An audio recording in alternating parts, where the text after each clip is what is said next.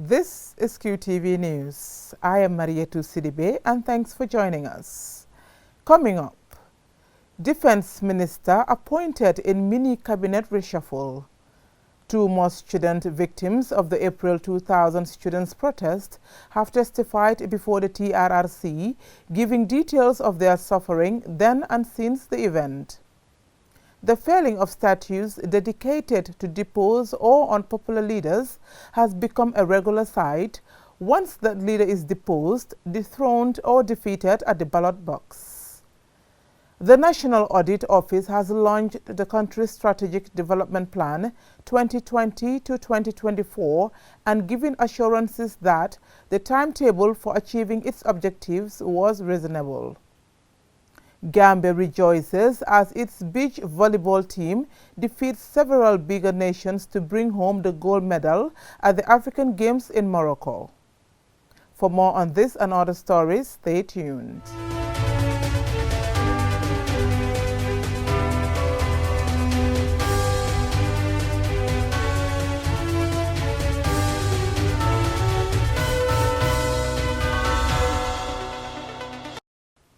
In a move that appears to have caught media commentators by surprise, President Barrow has announced a mini reshuffle of his cabinet.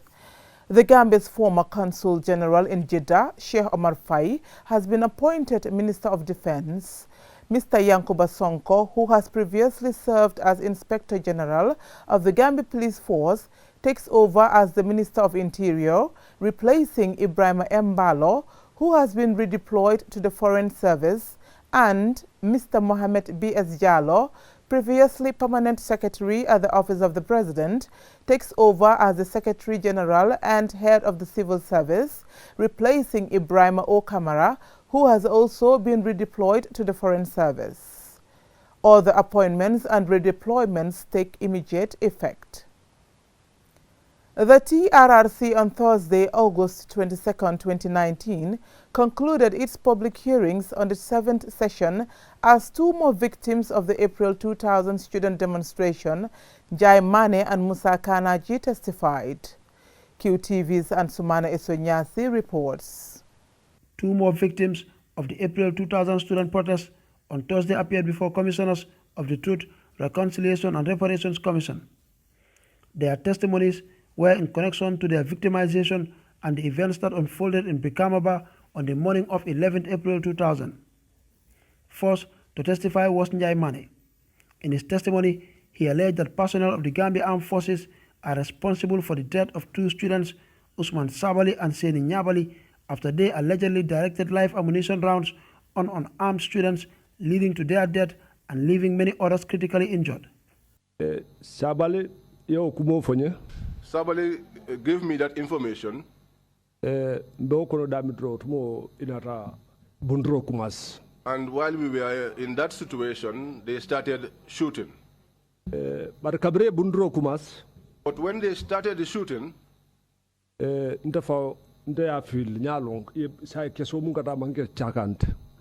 personally, I felt that the bullets that we are now used were no longer false bullets. 5 minutes. And we were there, and not more than 5 minutes. Sabali said to me, Njai, I have been shot. When he made that statement, and his falling down was almost at the same time. Furthermore, the witness alleged he would have died or sustained serious gunshot wounds if it were not for the juju he was wearing.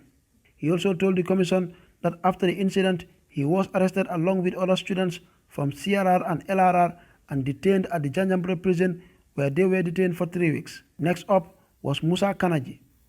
In his testimony, he alleged he was shot in the back by 3 soldiers who opened fire on students while they attempted to enter the school premises of the Bikamaba Junior Secondary School on the morning of 11th April. He also alleged that Usman Sabali died in his presence after he was fatally shot in the chest. While you were at the Bansang Hospital, can you tell us what happened to Usman Sabali?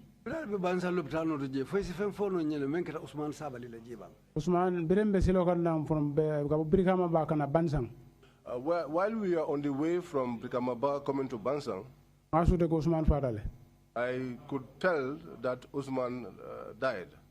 Amantre niji kang. He wasn't breathing. Ala sufol kilimandra makang. He was not moving in any part of his body. Yelo me boko la soptele. The blood that was oozing from his body had stopped. Anya bitiring. His eyes were closed. Dai mang balu fensuriado. I did not see anything that would tell me that he was alive in him. Furthermore, he also told the commission that he underwent 3 major operations due to the severity of the gunshot wounds he sustained.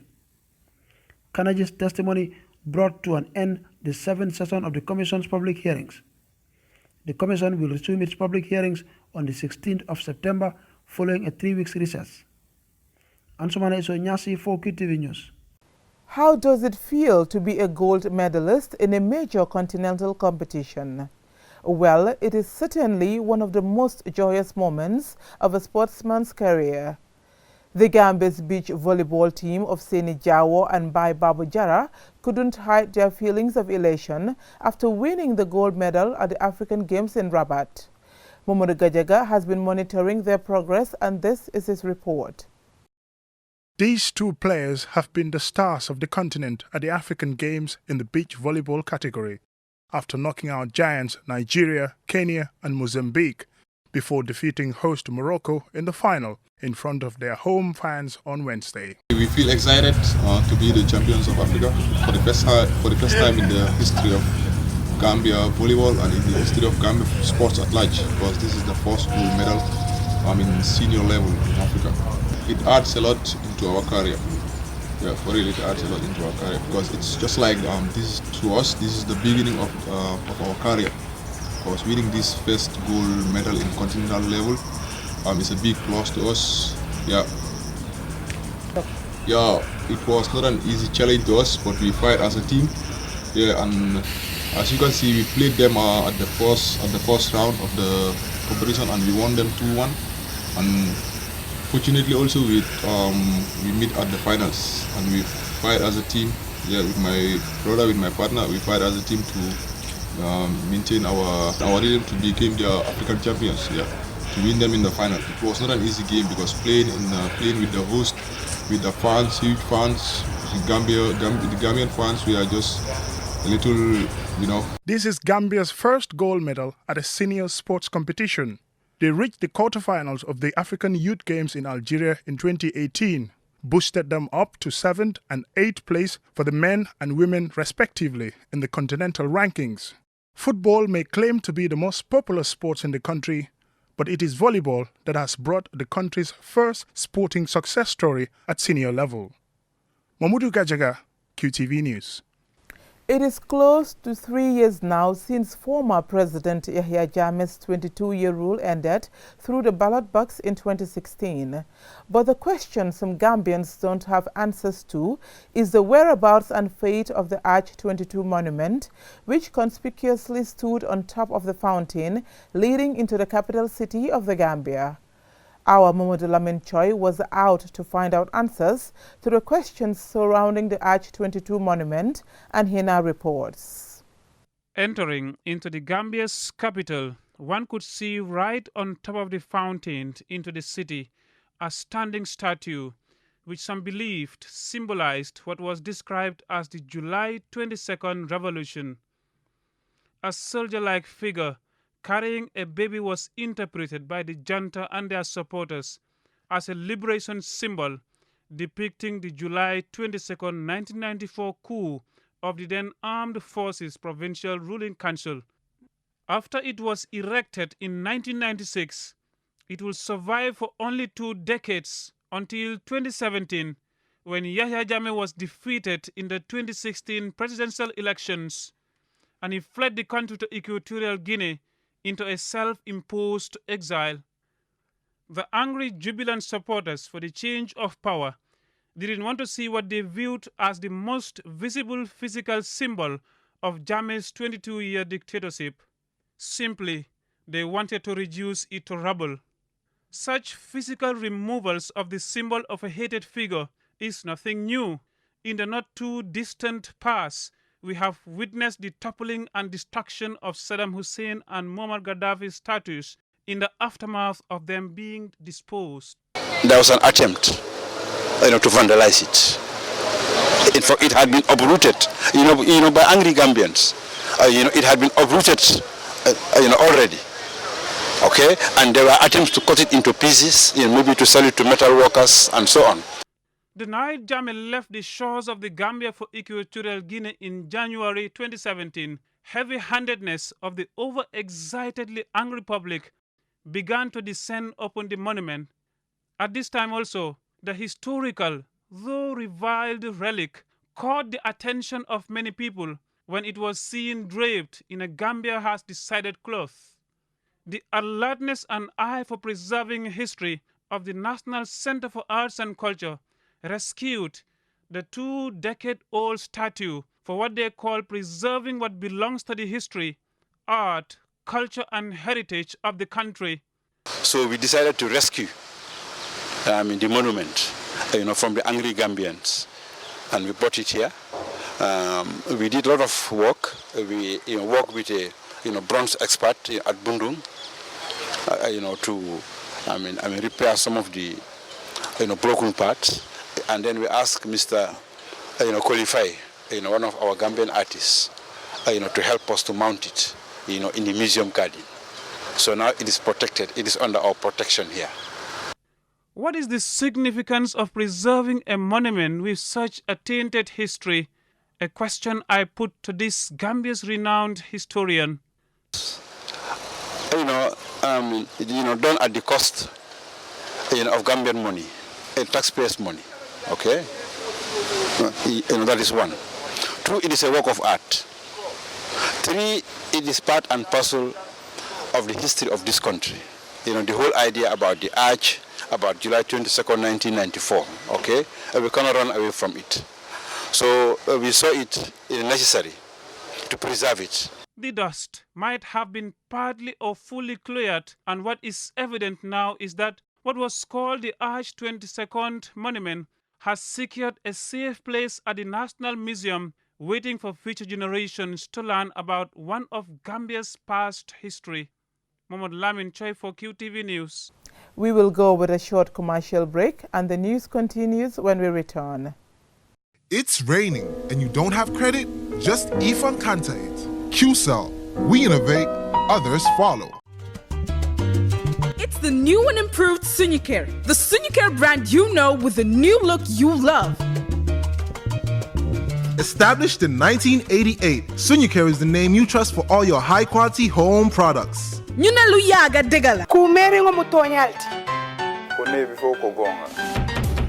with the new and beautifully renovated showroom at Gympex, you can shop to your heart's content and browse through an excellent collection of products in a cool, fresh showroom with a classic modern design and feel. Shop for your high-quality Tramontina cookware, hand and garden tools, as well as beautiful and durable souvenir paints, all sourced from Brazil, the best in the world. For more information, call us on 4375003 or visit our showroom at Gympex Road. Sunyicare, because you value your home. Welcome back. If you're just joining us, this is QTV News. The National Audit Office has completed the development of a new strategic development plan covering the period of 2020 to 2024. Ajifatu Bintumbub has more. The launching of the third Strategic Development Plan held at the National Auditor Office complex was attended by members of 45 institutions in the Gambia. At the press conference, it was explained that the planning process began with an internal needs assessment and was crafted by a 14-member team of NAO staff representing a wide variety of roles. Speaking at the event, Kagamba Toure, the Auditor General, said that the purpose of this strategic development plan, which includes audit management information systems and auditing standards, encompassing communication, gender and diversity, human resources, ICT and more set out the NAO's priorities for the next 5 years and will help the staff to fulfill their mission. These priorities will help them not to only deliver better audit reports, but also function better as an organization and as a key component in the Gambia's public sector financial management ecosystem. The plan was finalized through rigorous consultative process with key stakeholders whose support is needed for the successful implementation of this plan. Supreme audit institutions can show their relevance by appropriately responding to the challenges of citizens, the needs of different stakeholders, the emerging risks, and changing environment in which audits are conducted. It was further explained that to ensure the plan is properly implemented, various indicators and targets will be measured and reported to stakeholders on an annual basis. Progress of the plan will be reviewed halfway through to identify successes and challenges and to adjust the priorities as needed. Sajoja, a board member, explains more about the SDP's significance.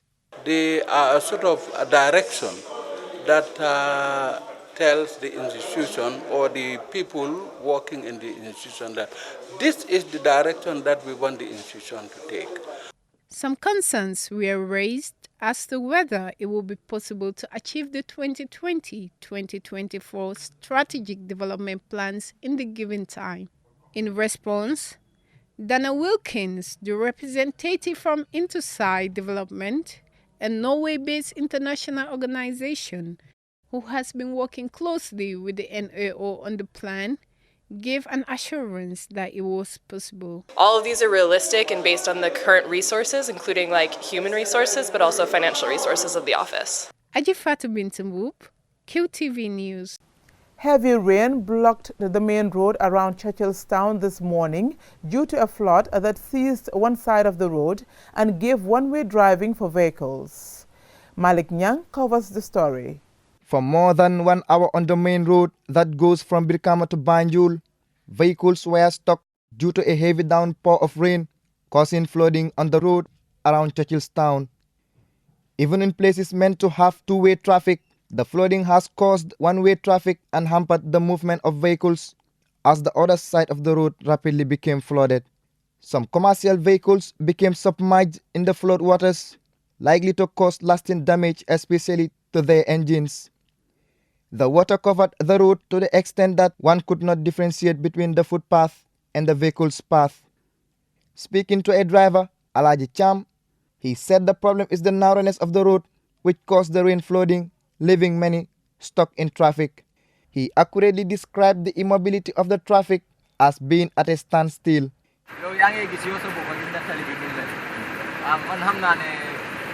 You are seeing it for yourself. I know the problem is the road. We are experiencing a standstill. No vehicle is moving. What we can do is to plead to the government to help us with better roads.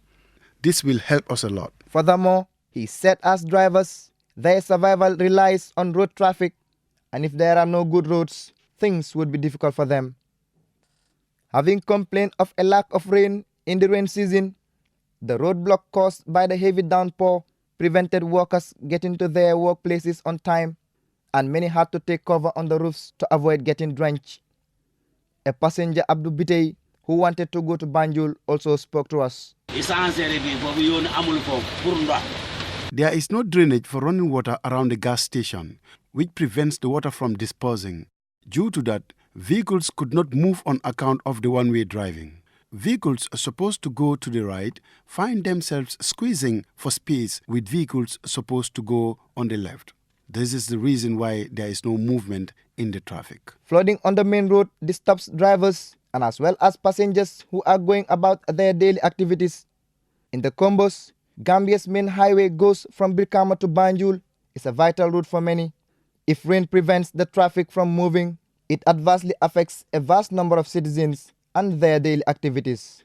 Malik Nyang for QTV News.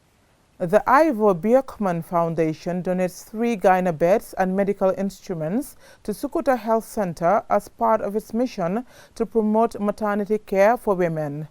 Mam Jara ACC tells us more. Health is an important element in the life of every individual. Without good health, an individual will not live a long and joyful life. The Ivor Björkman Foundation was established to promote and support education and health sector development in the Gambia. Has donated 3 gynae beds and medical instruments to the Sukuta Health Center in support of maternity care. Among the items donated by the foundation were sterilization machines used in the delivery wards. Isato Ivor Job, the president of the Ivor Björkman Foundation, explains why they choose to donate in Sukuta Health Center. This is a health center that we have worked with in the past, and every time we donate things, we see that they're being used properly. It's always useful to them. There's an impact. Aji Mariama Mane, the senior manager for nurses in the postnatal unit, explains the challenges they face in their health center, particularly relating to space in the delivery room. Labor ward, the space there is very small. When almost we have about 4 to 5 beds there. When the ladies deliver, sometimes we have a labor case up to 10 to 15. So sometimes you see after delivery they have to go to the postnatal ward, which is very congested. The space there is very small. Sometimes we have to put them 2 in a bed. So we observe these ladies after delivery 6 hours, then decide them come back. So the space there is very small. Usman Yang, senior nursing officer, urges the government to help them with staff, as staff shortage is also a problem in their health center. Staff issue also. We don't have much staff, especially trained staff. We are assisted here most of the time by the auxiliary nurses and the anti-migrant school. He thanked the foundation for the support they have given in terms of medical items and much more. A lack of good roads, poor security, poor electricity supply, inadequate space for delivery are among the biggest problems faced by the nurses at the Sukuta Health Center. According to Aji Mariama Mane, the senior manager for nurses in the postnatal unit, many times, as they are only women at the health center, they are troubled by drug users and thieves who come and attack them as there is no security officer. She urged the government to look after them. Reporting for QTV News, I am Mamjara ACC. Before we end this bulletin of the news, let's take a quick look at our main stories. Defense Minister appointed in mini cabinet reshuffle. 2 more student victims of the April 2000 students' protest have testified before the TRRC, giving details of their suffering then and since the event. The felling of statues dedicated to deposed or unpopular leaders has become a regular sight once that leader is deposed, dethroned or defeated at the ballot box. The National Audit Office has launched the country's Strategic Development Plan 2020 to 2024 and given assurances that the timetable for achieving its objectives was reasonable. Gambia rejoices as its beach volleyball team defeats several bigger nations to bring home the gold medal at the African Games in Morocco. That's all we have for you in this bulletin of the news. Join us at 10 for another bulletin. Thank you for watching.